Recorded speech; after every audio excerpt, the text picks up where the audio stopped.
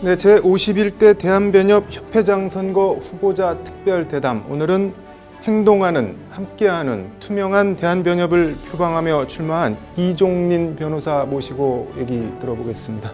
변호사님 반갑습니다. 네, 반갑습니다. 네. 먼저 간단한 소개 및 인사 말씀 좀 부탁드리겠습니다. 예, 안녕하십니까. 기호 1번 이종린 변호사입니다. 저는 경북고등학교, 연대, 동대학원을 수료하고 사법시험 31회 합격해서 연수원 21기로 수료를 했습니다. 인천지방변호사의 부의장과 회장, 대한변협 이사 및 조사위원을 역임했습니다. 3만여 변호사들의 수장이 될 제51대 대한변협 협회장 선거에 출사표를 던지셨는데 네. 출마의 변도 부탁드리겠습니다. 간단히 두 가지로 정리해서 말씀을 드리겠습니다. 네. 한 가지는 제가 큰아들이 지금 신입 변호사고 네. 둘째가 로스쿨에 지금 재학 중입니다. 네. 장래 예비 법조인을 포함한 법조인 가족으로서 네. 두 아들들이 아버지로서 네. 청년 변호사들을 대변해야 되겠다는 네. 마음 하나 하고 네. 두 번째는 이제 26년간 변호사 생활을 했습니다. 네. 어른 역할을 좀 해야 되겠다. 협회장이라면 나이나 경력과 관계없이 네. 우리 법조계의 가장 큰 어른입니다. 네. 그러면 회원들을 더 포용하고 회원들을 위한 역할을 충실히 수행을 해야 될 것입니다. 네. 정책적으로 여러 가지가 있겠습니다만 네. 마음 자세는 네. 두 가지, 아버지로서의 마음과 어른으로서의 역할을 해야 되겠다라는 생각을 갖고 네. 그 역할을 제가 가장 잘 할 수 있지 않을까라는 네. 마음으로 이번에 출마를 하게 됐습니다. 아버지의 마음으로 출마하셨다고 했는데 예. 이번 변협회장 선거의 화두, 시대 정신 같은 걸 꼽는다면 어떤 게 있을까요? 결국 가장 중요한 게 네. 직역 수호하고 직역 확대가 아닐까 싶습니다. 네. 지금처럼 연간 1,700 작년 같은 경우에 68명이 변시 합격자로서 네. 배출이 됐는데 네. 이런 구조에서는 변호사들이 생존이 굉장히 중요한 문제가 됩니다. 네.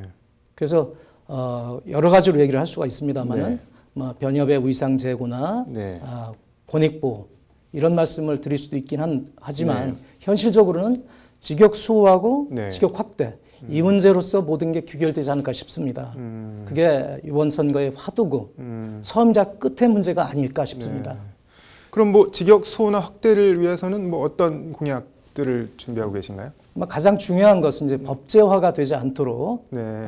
저지를 해야 되기 네. 때문에 그러기 위해서는 직역수호 특별위원회에 네. 예산을 먼저 확충을 하고 네. 그다음에 저는 전담 직원을 네. 사무차장이 되겠습니다만 네. 배치를 해서 어떤 법안이 발의되는지 네. 확인하고 그 법안에 대한 대책을 네. 강구토록 하고 네. 그 뒤에 상임위별로 각 지방 변호사회 할당을 네. 해서 네. 그 상위원들을 설득하는 작업을 해야 되지 않을까 싶습니다. 그게 가장 중요한 문제라고 보입니다. 다른 공약은 또 어떤 게 있을까요? 여러 가지가 있습니다만 네. 직역수호를 위해서는 플랫폼 네. 저희들이 네이버의 엑스퍼트, 네. 그다음에 로톡 같은 플랫폼이 저희 직역을 침범을 하고 있는 상태입니다. 네. 그래서 앞으로는 이러한 거에 대해서도 저희들이 적극적으로 대응을 하고 네. 대한변협이 오히려 우점이 있는 플랫폼을 만들어서 네. 운영을 하면 결국 사업적인 이익이 생기지 않으면 사업자들은 자동적으로 사업을 접을 수밖에 없지 않을까 생각이 네. 됩니다.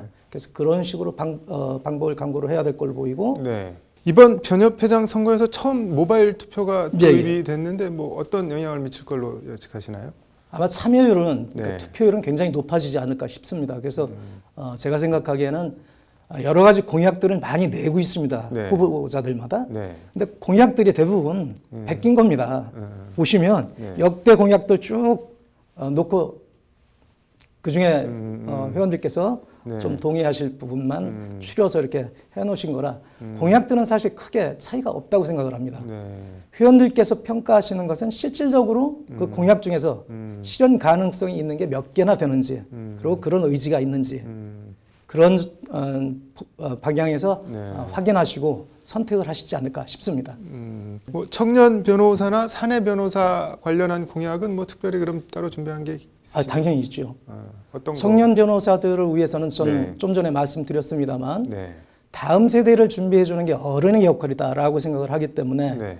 청년 변호사 기금을 만들고 또 뜻 있는 우리 네. 회원들도 많이 있으시라고 생각합니다. 네. 후배들을 생각하시는 분들이 네. 그분들께 성금을 좀 요청을 드려서 규모를 좀 30억이나 네. 50억 아니면 진짜 송원이 많다면 한 100억 정도 만들어서 우리 청년 변호사님들 개업하실 때 네. 변협 지금까지 아무런 도움도 안 드렸어요. 매달 4만 원씩 받아가긴 합니다만은 청년 변호사들한테는 아무것도 안 드려요.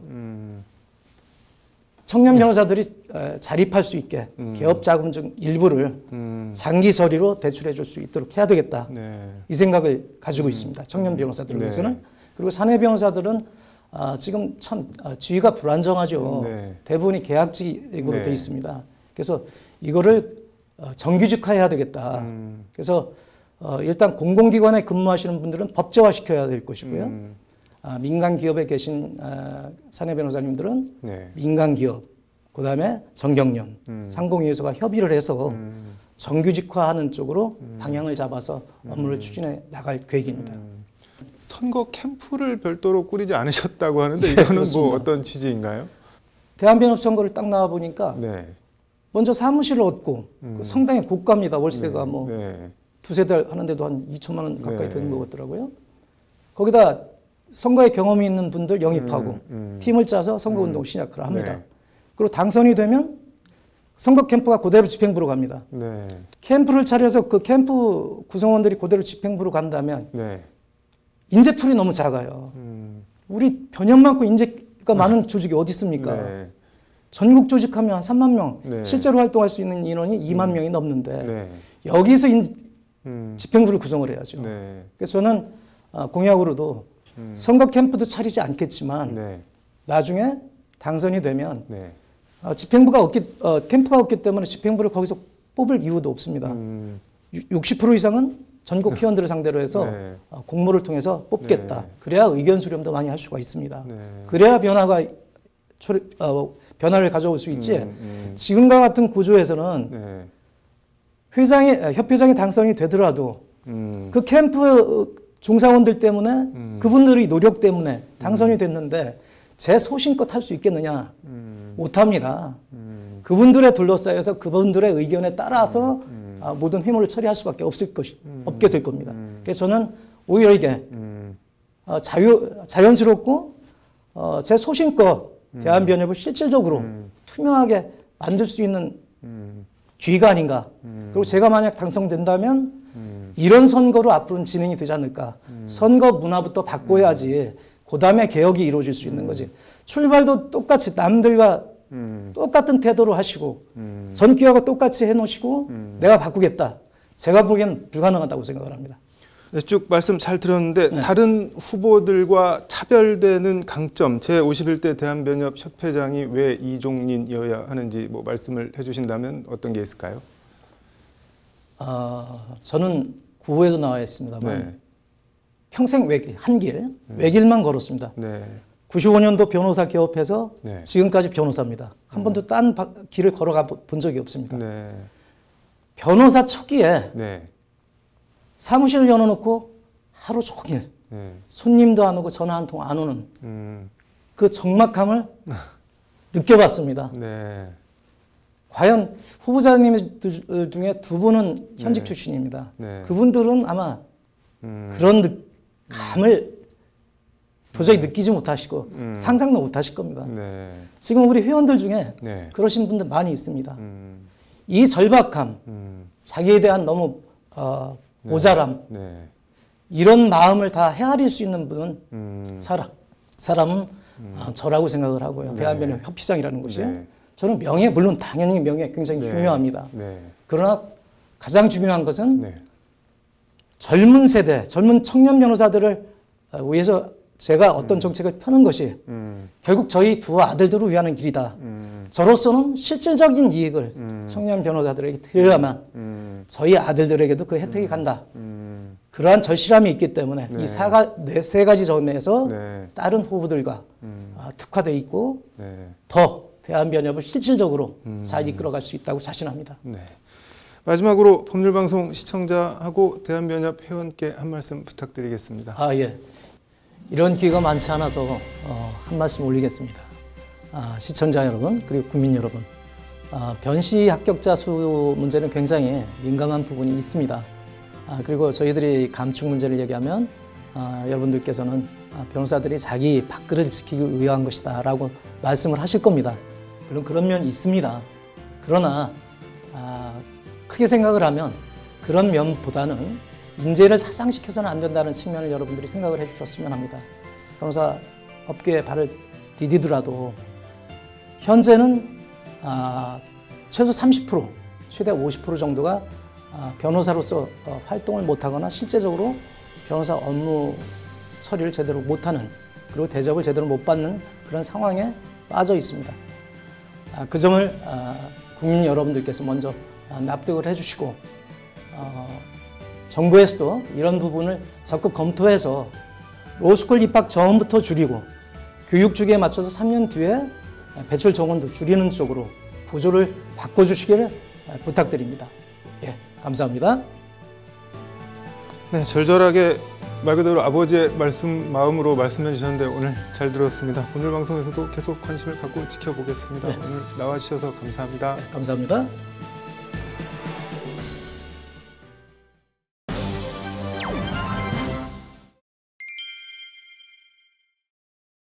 네, 법률방송에선 신종 자동차 리스 알선 사기에 대해서 보도를 해드리고 있는데요. 온라인 공동소송 플랫폼 화난 사람들과 함께 피해자들을 대리하고 있는 법무법인 산하의 오현교, 정진욱 변호사를 만나 구제받을 수는 있는지, 주의할 점은 무엇인지 등을 들어봤습니다. 신세아 기자입니다.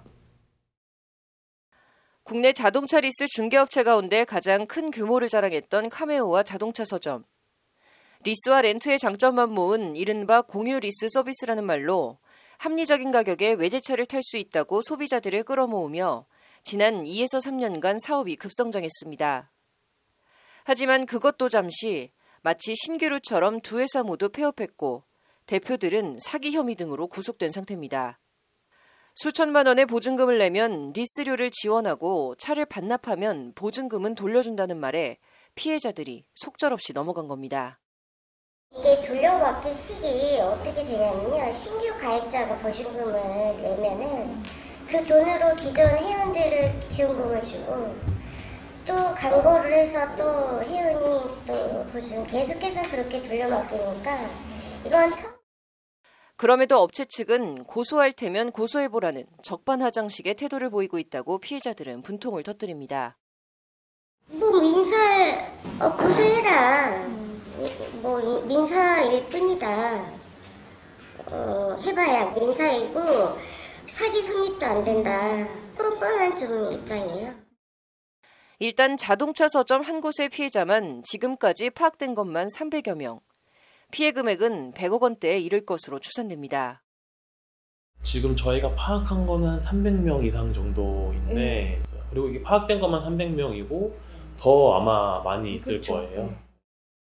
이와 관련 정 변호사는 전형적인 돌려막기 수법으로 피해 금액이 5억 원을 초과해 특정범죄 가중처벌법 적용 대상이라고 말합니다. 형사상으로 사기죄라든지 아니면 특정경제 가중처벌법에 따라서 5억 원 이상이면 가중처벌할 수도 있거든요. 그리고 이제 문제는 민사소송입니다. 손해배상 소송을 내 이긴다 해도 실제 보증금을 회수할 수 있을지 여부가 불투명하다는 점입니다. 이게 피해자가 워낙 많고 이제 액수도 큰데 그 대표자가 뭐 구속이 되고 이런 과정에서 뭐 이제 수사도 좀 부실하게 이루어지고 이제 그 대표 개인의 어떤 재산을 이제 뭐 확보하지 못하면은 민사적으로도 이제 집행할 방법이 요원해서 좀 리스 중개업체들이 금융사가 아니어서 금융감독원의 분쟁 조정 절차를 이용할 수 없는 점도 자금 회수를 어렵게 하고 있습니다. 이게 조금 유의해야 할 점이 이 리스 회사들이 비금융 사기업이에요. 그래서 이제 금융회사가 아니어서 금감원 같은 금융 당국의 그런 분쟁 조정 절차를 구할 수가 없어서 이런 것 때문에 조금 문제책이 없어 보이는 거죠. 다만 지레 포기하기엔 이릅니다. 업체 대표가 돈을 빼돌렸다든지 뒤에 배후 조정 실세가 따로 있는 경우 입증 여부에 따라 피해 금액을 회수할 수도 있습니다. 그 대표를 구속을 하기는 했지만 이제 사실 피해자분들께서는 실세는 또 뭐 다른 분한테 있다 이렇게 판단을 하고 계세요. 이제 관련자들의 어떤 진술이나 이제 이런 게 사실 많이 필요하진 상황이에요. 피해자들도 그 큰 돈을 흥청망청 다 써버린 게 아니면 누군가 어딘가에는 반드시 빼돌려져 있을 거라고 믿고 있습니다. 저는 좀 어떻게 좀 강력하게 해서라도 그 사람들이 100억 정도면은 사실상 큰 돈이잖아요. 뭐 200~300명 그 돈이니까 어디다가 재산을 숨겨두지 않았을까 그런 생각이 들죠. 관련해서 이 같은 자동차 리스 알선 사기에 넘어가지 않으려면 좋은 조건일수록 계약서를 더욱 꼼꼼히 살펴보라고 충고합니다. 유명인이 광고도 하고 뭐 그런가 보다라고 생각을 또 하시는 경우도 있으신 것 같아요. 그래서 이제 좀 그런 것만 보고서 이제 하시는 건 좀 위험하고, 이제 자동차 리스 계약이라는 것 자체의 위험성이 있다라는 걸 일단 인지를 하시고, 이제 만약에 계약을 하시는 경우가 오시더라도 내가 누구랑 계약을 하는지, 그 당사자가 누구인지, 내가 이 서류에 사인했을 때 갑을이 누구인지, 갑을 관계 이제 그거를 잘 체크를 하셔야 돼요. 법률방송 신세아입니다. 이어서 법조계 소식 전해드리겠습니다. 유동성 위기에 몰린 쌍용자동차가 서울회생법원에 기업회생을 신청했습니다. 쌍용자동차의 회생 신청은 글로벌 금융위기 이후인 2009년 1월 이후 11년여 만입니다. 서울과 경기, 인천 등 수도권에 올해 0시부터 내년 1월 3일 자정까지 5명 이상 사적 모임을 금지하는 집합금지 행정명령이 내려집니다. 다만 결혼식과 장례식만 50인 이하 허용됩니다. 대법원 법원행정처가 전국 법원에 내일부터 3주간 휴정을 권고했습니다. 다만 시급한 사건은 제외해 윤석열 검찰총장의 정직처분 집행정지 신청 재판은 내일 예정대로 열립니다. 코로나 확진자와 접촉해 자가격리 중에 딱 1분간 자택을 벗어난 사람이 벌금 200만 원을 선고받았습니다. 재판부는 코로나 확산 방지 국가적 노력을 도외시했다고 지적했습니다. 12월 21일 법률방송 로투데이 마치겠습니다. 시청해주셔서 감사합니다.